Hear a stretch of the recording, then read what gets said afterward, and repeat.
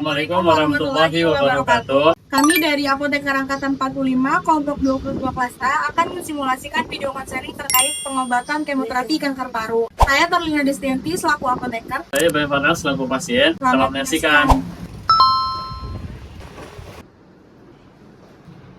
Selamat siang Bapak, perkenalkan saya apoteker Terlina Destianti yang bertugas pada hari ini. Ada yang bisa saya bantu Pak? Kak, ini saya mau menunggu resep. Oke, baik, saya lihat dulu resepnya ya. Resepnya atas nama Bapak Ibrahim, usia 51 tahun, betul? Iya betul. Oke, baik. Dengan Bapak sendiri atau kerabatnya? Ini untuk resep sendiri. Oke, baik. Kalau begitu saya ambilkan dulu obatnya. Bapak silakan tunggu terlebih dahulu ya. Baik. Pasien atas nama Bapak Ibrahim, usia 51 tahun. Iya. Oke, baik Pak, sesuai pada resep tadi ada 4 obat yang akan Bapak terima. Karena ini obatan berkait hasil kemoterapi, apakah boleh saya minta waktu Bapak sekitar 5-10 menit untuk melakukan konseling? Tujuannya itu untuk mencegah penggunaan obat yang salah, meningkatkan pengetahuan, kepatuhan penggunaan obat, serta keberhasilan manajemen terapi. Apakah Bapak bersedia? Iya bersedia. Oke, baik, kalau begitu Bapak silakan lakukan pembayaran di kasir, kemudian setelah itu Bapak menuju ruang konseling ada sebelah kiri Bapak ya. Baik. Iya Pak, mari silakan masuk. Mari Pak, silakan duduk. Apakah sudah nyaman Pak untuk posisi duduknya? Sudah. Oke, baik. Terima kasih ya Pak sudah meluangkan waktunya untuk konseling. Sebelumnya saya izin meminta data diri Bapak, tapi Bapak tidak perlu khawatir ya, karena data diri Bapak akan kami jaga kerahasiaannya. Baik. Boleh tolong bantu sebutkan nama dan tanggal lahirnya Pak? Ya, nama saya Ibrahim Farnas. Tanggal lahir saya 1 Januari 1975. Oke, baik. Tolong sebutkan juga untuk nomor telepon dan alamatnya. Oh iya, nomor teleponnya 012-345-178. Untuk alamat saya di Jalan 52, nomor 1, Klender, Jakarta Timur. Oke, baik. Oh iya Pak, sebelumnya izin ada beberapa pertanyaan yang ingin saya tanyakan pada Bapak. Kemungkinan ada beberapa yang bersifat sensitif ya Pak. Iya. Sebelumnya, apakah Bapak memiliki riwayat penyakit lain? Dalam makin tidak ada. Lalu, apakah Bapak sedang mengkonsumsi obat-obatan tertentu? Kalau tidak ada. Lalu, apakah Bapak ada alergi terhadap obat-obatan? Sejauh ini sebelum ada. Kemudian, maaf Pak, apakah saat ini Bapak masih merokok atau mengkonsumsi alkohol? Kalau sebelumnya sih memang saya merokok berat, cuman setelah diagnosis kanker paru saya sudah berhenti total. Oke, baik. Terima kasih atas konfirmasinya ya Pak. Saya mendapatkan informasi dari dokter bahwa Bapak habis melaksanakan kemoterapi yang pertama ya Pak. Iya.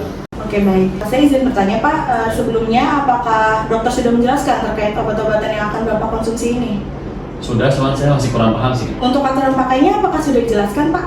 Sudah, tapi saya agak lupa gitu, soalnya agak banyak gitu. Iya, baik Pak. Lalu, apakah dokter sudah menyampaikan tentang hasil yang diharapkan setelah Bapak mengonsumsi obat-obatan ini? Tadi si dokter bilang harapannya itu supaya sel kanker yang di paru saya itu mengecil atau bahkan menghilang, juga untuk mengurangi efek samping dari kemoterapi tadi. Baik Bapak, kalau begitu saya izin menjelaskan terkait obat-obatannya ya. Obat kemoterapi yang Bapak terima itu kombinasi dari obat cisplatin dan paclitaxel. Nah, cisplatin ini bekerja dengan cara merusak DNA sel kanker sehingga sel tersebut tidak bisa membelah diri dan akhirnya mati. Sedangkan paclitaxel itu bekerja dengan cara mengunci struktur internal sel sehingga sel tersebut tidak bisa berkembang biak lagi. Nah, setelah kemoterapi itu biasanya akan muncul beberapa efek samping Pak. Contohnya itu kayak mual, muntah, nyeri, dan rambut rontok. Tapi Bapak tidak perlu khawatir ya, karena obat-obatan ini diharapkan bisa mengatasi efek samping tersebut. Lalu untuk rambut rontoknya nanti akan tumbuh lagi ya Pak. Baik Bapak, ini yang pertama ada obat lansoprazol 30 mg diminum 1 kali sehari saat perut kosong. Diminumnya 1 jam sebelum sarapan ya Pak. Fungsinya itu untuk melindungi lambung dari iritasi. Kemudian ini ada obat ondansetron 8 mg diminumnya 2 kali sehari, yaitu pada jam 7 pagi setelah sarapan dan jam 7 malam setelah makan malam. Obat ini itu untuk mencegah mual dan muntah yang tertunda setelah kemoterapi. Yang ketiga ini ada obat dexamethasone diminumnya 1 kali sehari setelah sarapan pagi di jam 7, bisa dibarengi dengan ondansetron yang pagi hari ya Pak. Fungsinya itu untuk memperkuat efek anti mual dan bisa juga untuk mengurangi nyerinya.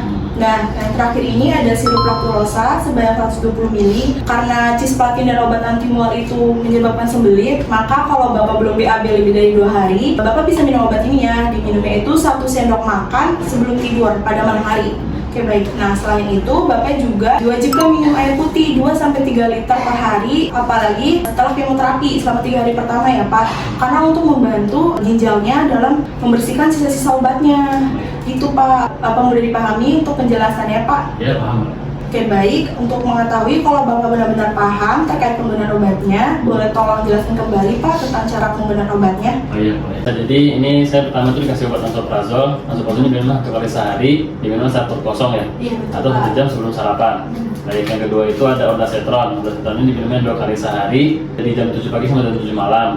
Iya. Atau setelah sarapan dan setelah makan malam. Iya, betul. Yang kedua itu ini ada dexamethasone. Dexamethasone ini diminumnya 1 kali sehari berbarengan dengan ondansetron. Diminumnya di pagi hari ya. Iya, betul, Baik. Bapak. Yang terakhir ini ada lactulose. Ini diminumnya ketika 2 hari atau lebih tidak buang air besar. Iya, betul. Diminumnya saat sebelum tidur.